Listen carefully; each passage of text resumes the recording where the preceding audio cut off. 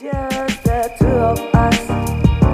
We can make it if we try. Just the two of us. Okay. What's up, guys? New location unlocked. Today's video is going to be on tips for traveling to Europe. There were, some things that we just found out along the way that I think knowing in advance would have helped calm everybody's nerves down a little bit more.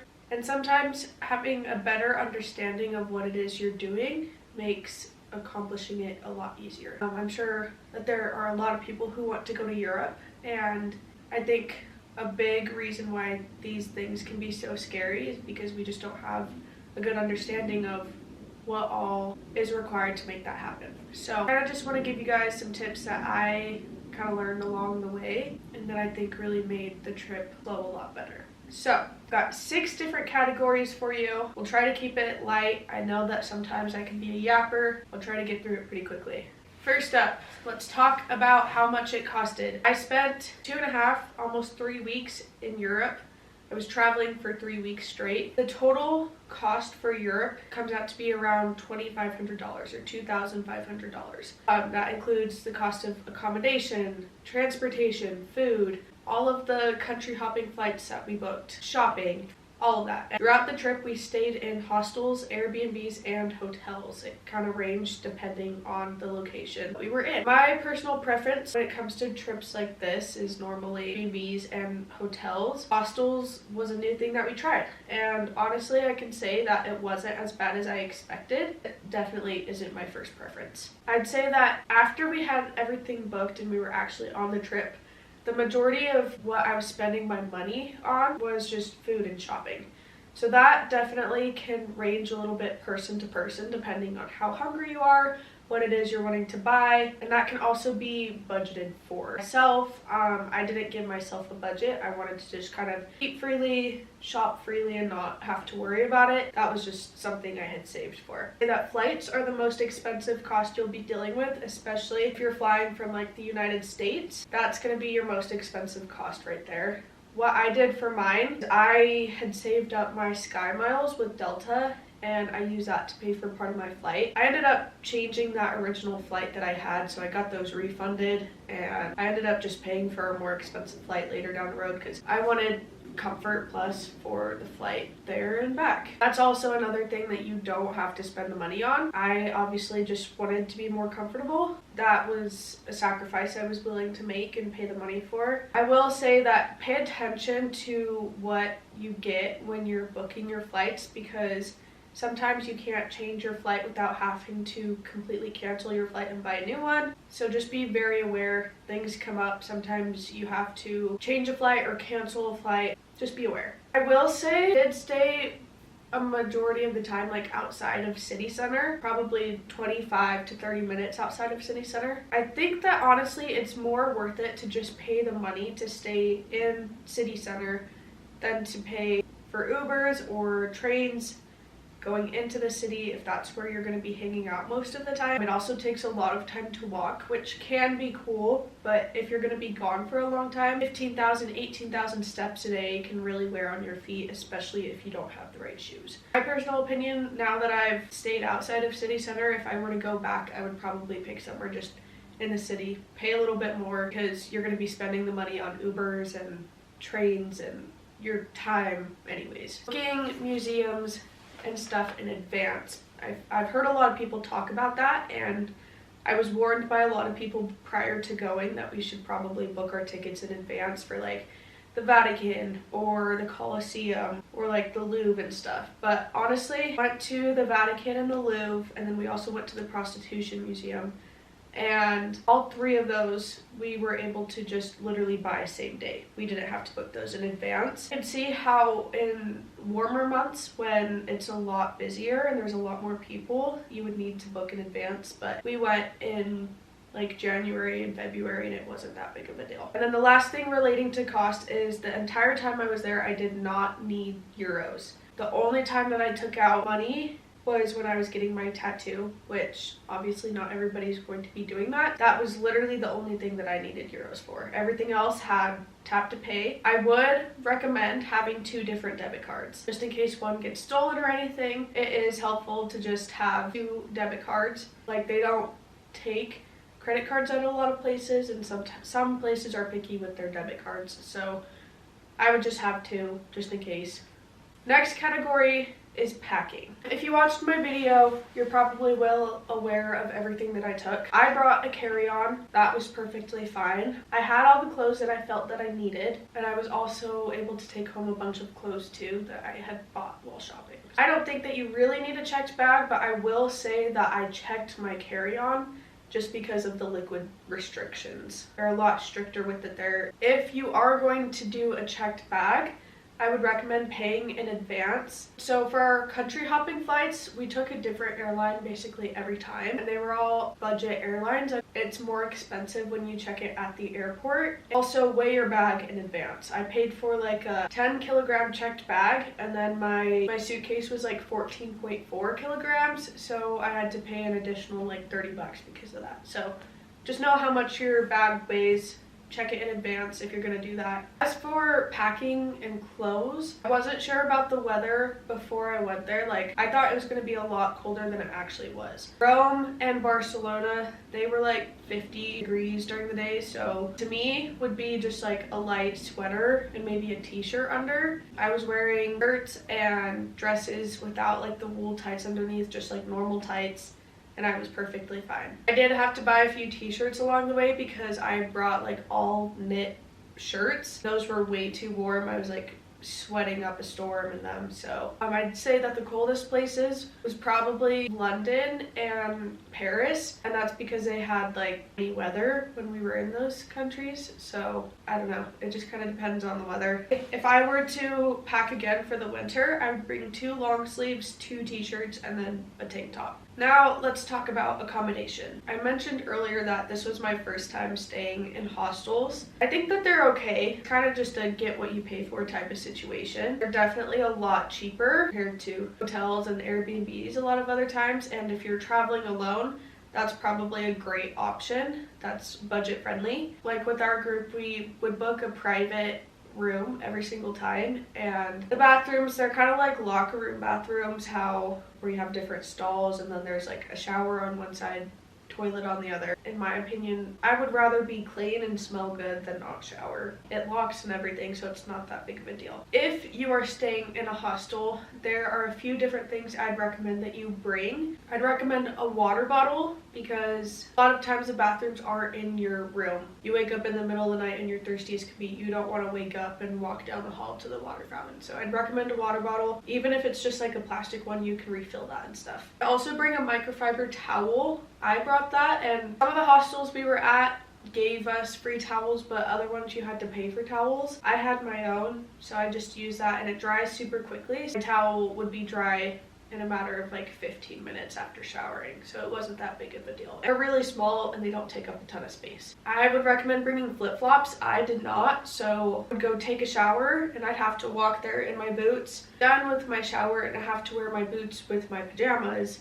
to walk to bed. It's not that big of a deal, but I think that flip-flops would just be so much easier. I'd also recommend bringing a tote bag or just some kind of like laundry bag when you're in the showers. Not all of them have like a ton of hooks, and you don't want your clothes and stuff getting wet on the floor. I would bring a tote bag in that would carry my pajamas, my toiletries, and my towel, and that just hung up while I was showering and everything. I would recommend bringing a flashlight. Sometimes the light is just not super great in the rooms, and sometimes they don't work at all. We had one hostel where the lights in the bathroom, the lights in the room did not work whatsoever, so we had to use our phones. I had my Alex Earl selfie light, and that worked great. I could clip it onto the mirror and see just fine. Oh, another thing I would recommend bringing, even if you're not staying in hostels, would be one of those mirrors that's like collapsible and it lights up. There were too many times that I'd find myself just like waiting to use the bathroom or waiting to use the mirror because someone else was in there, and it just makes getting ready a lot faster.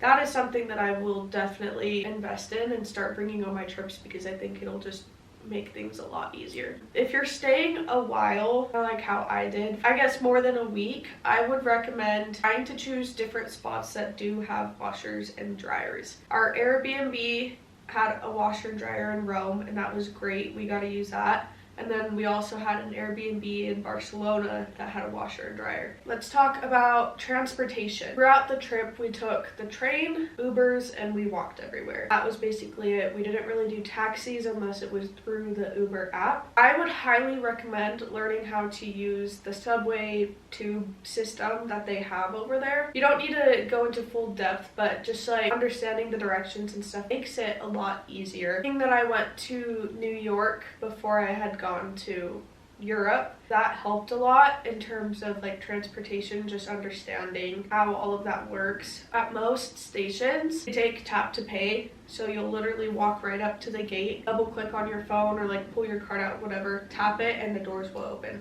In London, you tap to pay at the beginning and then tap to pay when you get off. And then it seriously is super inexpensive and makes getting around so much easier, so I'd recommend using the train. The place that had the most confusing train, in my opinion, was France. We took it once and I was just so confused, so we basically Ubered everywhere there, and it was a little more expensive there, but we're only there for like 2 days. So my other recommendation for transportation would be to check the walking time, because in places like Rome and Barcelona, sometimes it's faster or the same amount of time to get there as it does like driving a car, because traffic can just be that bad. Check the walking time, take the scenic route. Sometimes it's honestly better. Ubers work just about everywhere. I will say that the worst wait time that we had was in Paris. We had, I think, 2 or 3 different cancellations before we got an Uber. That was when we had just landed at the airport and we were trying to get to our hostel. It was like almost midnight, and so I think that there just was not enough Uber drivers and it was a longer drive. Even though they work everywhere, traffic can sometimes be pretty bad. Again, look at the walking time, look at the trains, just embrace the walking. I think that overall being outside really just helps your mood, especially when you're on trips for this long with people that you probably don't hang out with all the time back at home. It's important to get the fresh air. It lightens your mood. It's low impact physical activity, so you're still getting some kind of workout in. You'll just feel a lot better if you walk. So let's move on to food. First of all, I'll say that I never looked at myself as a picky eater, but when I got to Europe, I figured out that maybe I'm a bit pickier than I thought I was, especially in like Barcelona. It came to like actual Spanish food, it just did not look very appetizing. So biggest thing there in regards to food, I would say, is you have to ask for the check. It's something that I feel like a lot of people talk about, that you see on TikTok and stuff. A lot of people there, the culture is that they sit, they eat, and then after they're done eating, they just talk for a while and like catch up. I think just in America in general, we tend to be in and out of things like that super quick, hustle around, fast paced, but that's not how they are over there. You have to ask for your check. Literally just putting your hand up and saying check works. They won't come and check on you a ton, so you have to like flag them down and get their attention. Tipping is not really a thing, thank the Lord. I think tipping culture here has gotten out of hand. We don't need to be tipping for Froyo when it's literally a self-serve machine. If something was outstanding there, you can tip, but it's just not normal for them to receive tips. So I will say that most of the restaurants we went to, they were willing to split the check. It wasn't normal where they would like go take the bill back and give you separate bills. You would basically just look at the receipt, add up all you had, and then you'd tell them how much of the check you wanted to pay, and they would just enter it in and you pay like that. So you can still ask to split the check. Most places will work with you and do that. Something that's talked about a lot is how water is not really a thing over there. You have to pay for your water. I didn't bring any water bottle when I went. I would buy like a plastic water bottle from the corner shops or whatever, and I would just keep it in the pocket of my coat, and it was small enough that it would fit just fine. You could refill it. I know that in Rome, the tap water is safe to drink. Also, same with Barcelona. I would recommend either doing that or just bringing a water bottle because you want to stay hydrated, especially with how much you're walking. The other thing that was kind of like a culture shock to me was in Rome, if you go to a cafe, like a coffee shop, you walk up to where they're like serving the food or where you would normally like order and everything. You walk up to there, you order, they bring you your food on the dine-in type of plate. Like they'll give you your little plate, your cup, your little spoon, and then pastry or whatever else you order. You eat it at that little spot on the counter, just standing. Everyone does this, and then once you're done, they'll give you your receipt and you take it to a different desk to go pay. Very different over there. I was not used to it, but you kind of have to be not aggressive, but literally just walk up and they'll take your order. The same at pizza shops. The ones that have like the pizza slices out in front of you and you kind of pick what slices you want, you have to just walk up and tell them what you want. They won't just wait in line or anything. There's no lines. Last category is just miscellaneous little tips and things that I learned along the way. First of all, pickpockets aren't as big of a thing as people say they are. We didn't have any experience where any of us were pickpocketed or things were stolen or anything. Maybe we were lucky, but I think we were also just super aware.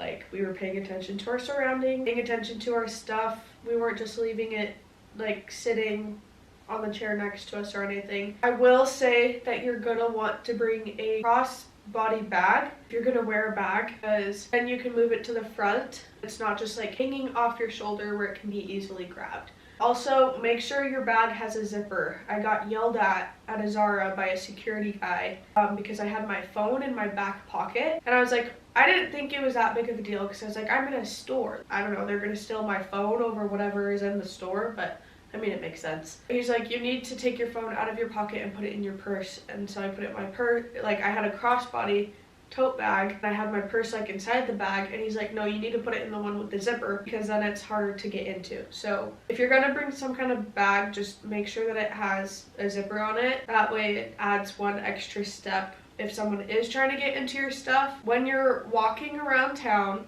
and you come to a crosswalk, most people actually just walk when it's clear, not when like the light says to. I noticed this a lot in London. London is very fast-paced.